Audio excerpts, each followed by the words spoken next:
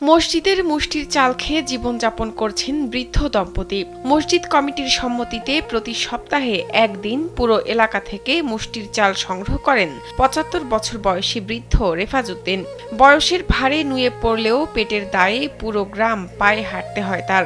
সারাদিন ঘুরে ঘুরে চাল সংগ্রহ শেষে মসজিদে ৩ ভাগের ২ ভাগ চাল বুঝিয়ে দিয়ে ১ ভাগ নিজের জন্য নিয়ে আসেন তিনি।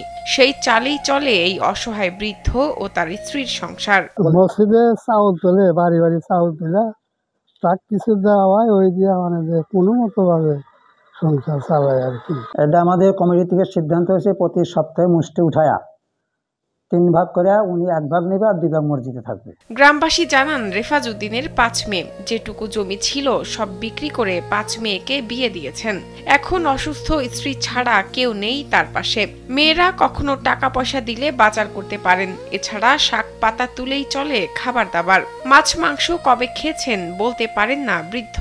মাছ তরকারি তো দূরের কথা, হয়তো শাক পাতা এগুলো দিয়েই কিন্তু তার সংসার চলে।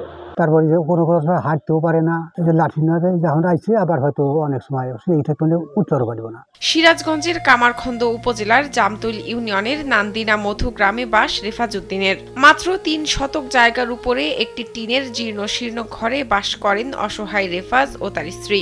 গ্রামবাসী বলেন রেফাজ উদ্দিনের কাজ করার সামর্থ্য নেই, কেউ তাকে সহায়তা করলে হয়তো জীবনের শেষ দিনগুলো একটু স্বস্তিতে কাটাতে পারবেন এই বৃদ্ধ দম্পতি। সবার দৃষ্টি হচ্ছে আমাদের রেফাজ ভাই, যদি আমরা একটা ভালো স্থায়ী ব্যবস্থা করে দিতে পারি ওনার জন্য অনেক উপকার হবে। এখন যদি কোনো একটা মাধ্যমে তাকে কোনো কিছু দেওয়া হয় তাহলে সে যেন খুব একটা ভালোভাবে সারা জীবন যতটুকু জীবন বাকি আছে ওইভাবে যেন চলতে পারে। কোনো সহৃদয় ব্যক্তি বা সরকারের সহায়তায় রেফাজ উদ্দিন ও তার স্ত্রীর জীবনের শেষ সময়টুকু একটু ভালোভাবে কাটবে, এমনটাই প্রত্যাশা স্থানীয়দের। শাহনাজ পারভিন, কালবেলা।